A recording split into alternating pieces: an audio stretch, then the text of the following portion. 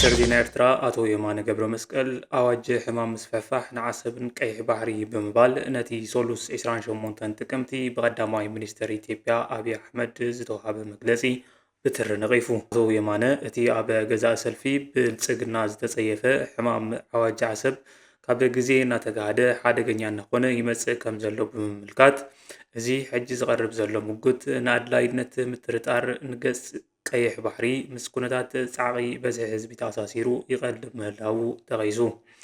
እቲ ኣብ ዓሰብ ዘሎ ህዝቢ ምስቲ ኣብ ኢትዮጵያ ዘሎ ኣመና ጽዑቕ ህዝቢ እንክነጻጸር ኣመና ስሑብ ምዃኑ ብምቕማጥ ነቲ እንተስ ብዝርርብ እንተስ ብወታደራዊ ወረራ ነቲ ወደብ ንምጉባል ዝስማዕ ዘሎ ትሕልንቲ ሞገታዊ ምዃኑ ኣስሚሩሉ። ቀዳማይ ሚኒስትር ኣብይ ኣብቲ ንቤት ምኽሪ ወከልቲ ህዝቢ ሃገሩ ዝሃቦ መግለጺ ኣብ ኢትዮጵያ ብዙሕ ክፍታሕ ዘለዎ ጸገም መንበሪ ኣባይቲ ከም ዘሎ ነጊረኩም እየ።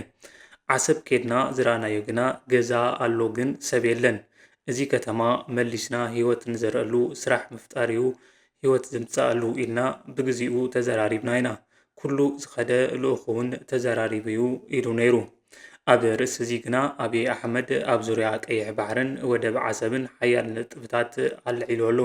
ንምጽጋን ጽርግያታት መንገዲ ዓሰብ ንምብርባር ዝተረኸበ ሓገዝ ክሬንን ጀነሬተርን ተኽእሎታት ምርካብ ጸዓት ኤሌክትሪክን ካብ ኢትዮጵያ ምምስራት ሓይሊ ባሕሪ ኢትዮጵያ ምዕጻው ዶባት ምብልሻው ዝምድና ክልቲአን ሃገራትን ዘጋሃደ ጉዳይ ስምምዕ ፕሪቶርያን ካልኦትን ኣልዒሉ ንመንግስቲ ኤርትራ ክወቅስ ተሰሚዑ እዩ።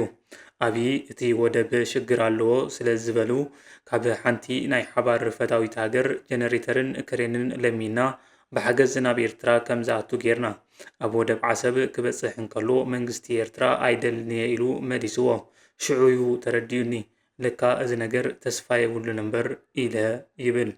ኣብ ርእሲኡ ናብ ኤርትራውያን ልክዕ ከም ሱዳን ልክዕ ከም ጅቡቲ ብናትና ወጻኢታት ጸዓት ኤሌክትሪክ ክህበኩም ጀነሬተር ኣይትጠቐሙ እንተበልናዮም ጽንሑ ክንሓስበሉ እዮም ኢሎምና ብምባል ብወገን መንግስቲ ኤርትራ ድልውነት ከም ዘይነበረ ወቒሱ።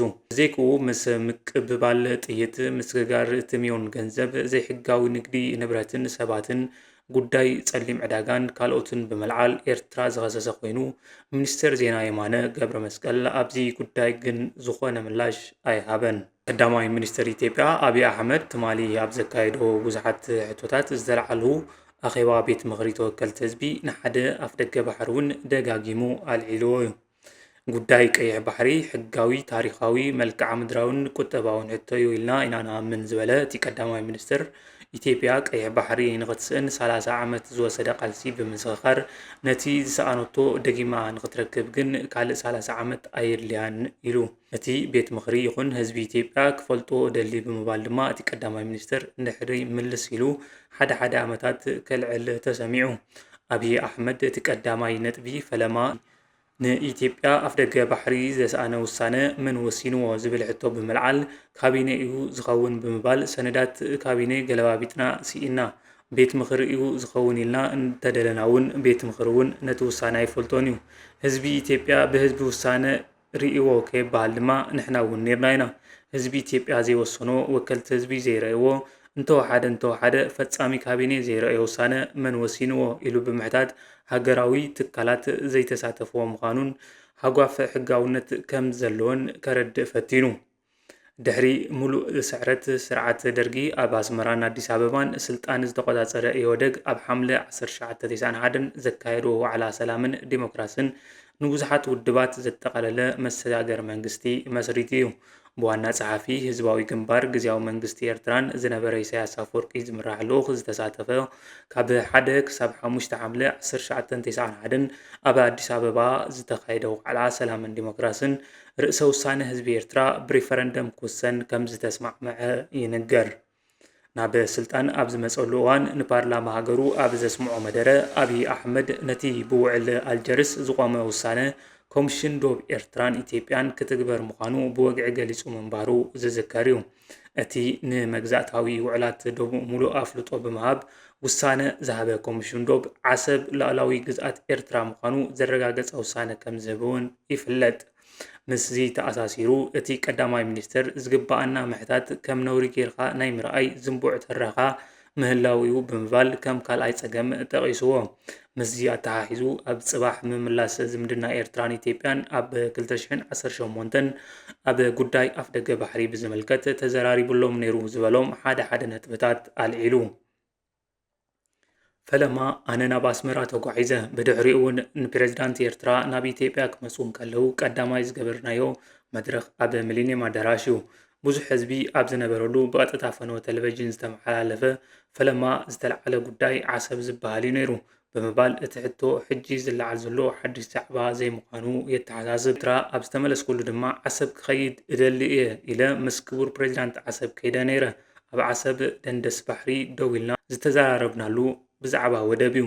ቀፂሉ ድማ ኣብቲ መደምር ዝብል መፅሓፍ እውን ብግልፂ ጉዳይ ጂኦፖለቲካ ኣስፊረ ጉዳይ ዓሰብ ኣእትየ ንሰበስልጣን ኤርትራ ብመልክዕ ህያብ ልኢኸሎም እየ ሚስጥር እኳ ኣይኮነን ይፈልጥዎ እዮም ክብል ዘርዚሩ።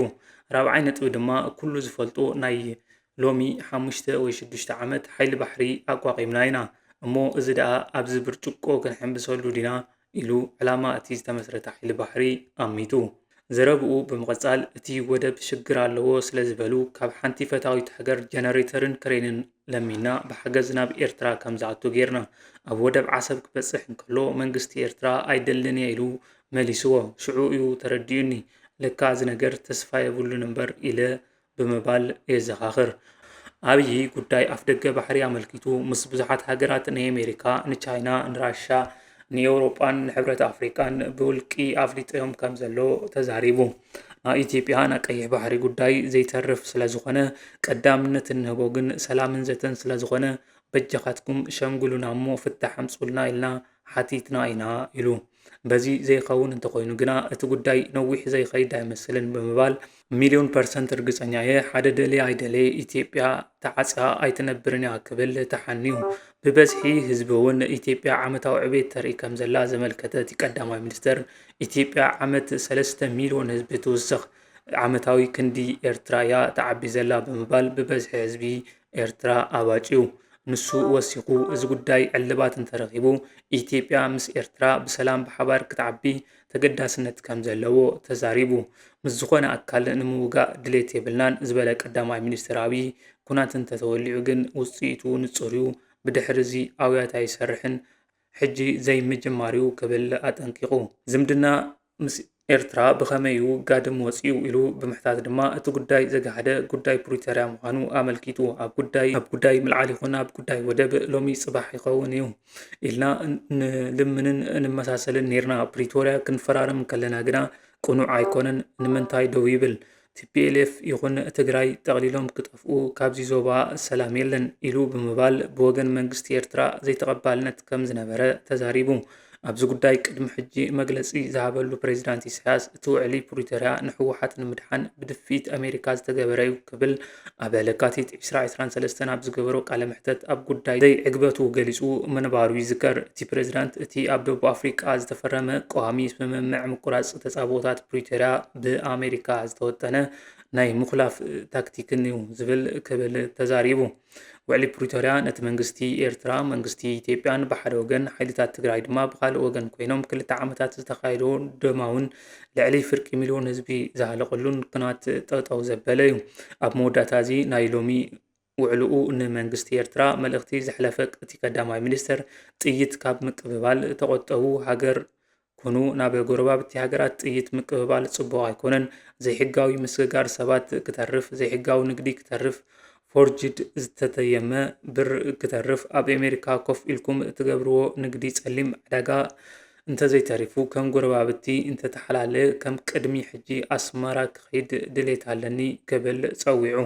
ኣብዚ ንኤርትራ ዝኸሰሱ ጉዳይ ቅድሚ ሕጂ ዝተሰምዐ ዝርዝራት እኳ እንተዘየለ ኤርትራ ንዝተፈላለዩ ወታደራውን ፖለቲካውን ሓይልታት ኢትዮጵያ ከም እትሕግዝ ክስማዕ ጸኒሑ። ብፍላይ ድማ ኣብ ቀረባ እዋን መንግስቲ ኢትዮጵያ ኤርትራ ምስ ሕወሓት ብምዃን ንዕጡቓት ኣምሓራ ሓገዝ ይገብሩ ኣለዉ ዝብል ክሲ ምቕራቡ ዝዝከር እዩ። መንግስቲ ኤርትራ ነቲ ክሲ ከዓ ነፂግዎ ነይሩ።